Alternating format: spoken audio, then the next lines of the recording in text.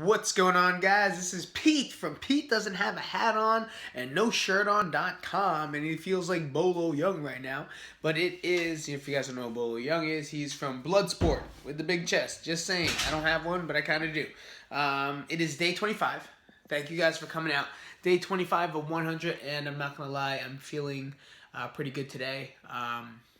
Started the day off. It's daylight savings, so everyone gets an extra hour. No, we lost an hour, which whatever that means.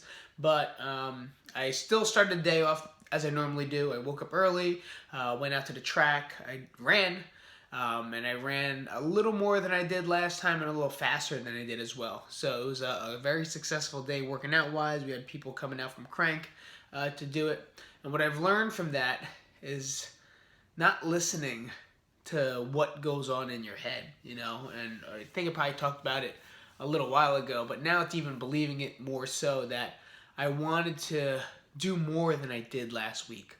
Last week I got a mile in, and it was fantastic. It felt good, but now I was like, you know what?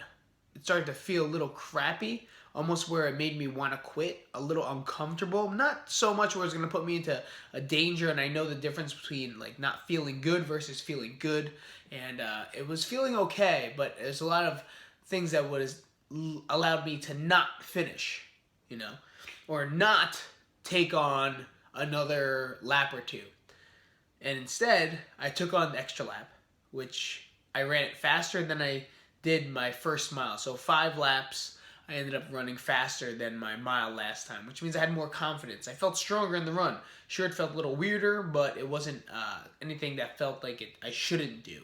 Then afterwards, I went to the basketball court and I did suicides. Basketball court suicides, baseline, half court, full court. And I felt like I was in Coach Carter. I don't know if you know who that movie is with Samuel Jackson. But I have allergies, just, you know. If I sound nasally or sound like a wrestler that just won a state championship and now is doing his post-interview, that's what they sound like, very nasally, because you can't breathe. And surpassing that time and making sure that I progressed and went harder allowed me to feel good. You know, it made me feel confident, I guess you could say. Like I felt like I could do it. And without trouble, without a second thought, without a glance of even any type of failure, negativity, I went through with it and I felt like I could do it. And I feel like that's one missing factor that we all do, and we all stop. We stop before it starts to get tough. We stop before it starts to get uncomfortable, you know, or we never even start because we don't want to be uncomfortable. Or we don't even want to start being near that point. My nose is so fucking itchy right now. Sorry. And talking yourself into something good is always better than talking yourself out of something good. Like, you could easily talk yourself out of something successful or better for you, because it's easier to keep riding the same road that you always have been, that straight line of just going through life. And there's a quote when I was walking and running today that I heard, and it says, life is easy. Everyone says life is tough, life sucks, life is easy. Living is tough. Living is hard. Living your life and being something that you want to be, or something that you want to do, or something that just makes you feel alive. That's tough. Life, you wake up, you could easily wake up, go through a day, go to sleep. That's life. Living is fucking tough. Every day I live. Alright, there's a lot of things that I take chances on. There's a lot of things that I fail on.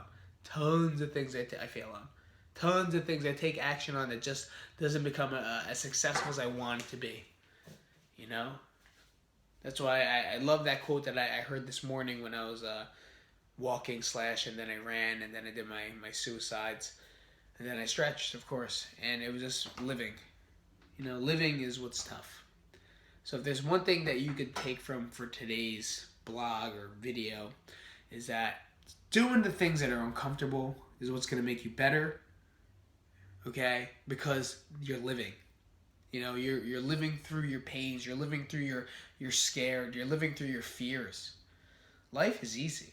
You know, life is a walkthrough. Do that any day. But taking those chances to fulfill those things on that board, that's living. All right, guys. I'll see you later. This is Pete, PeteIsip.com. Back at it with a lighter. And I'll see you guys soon. Peace out, guys.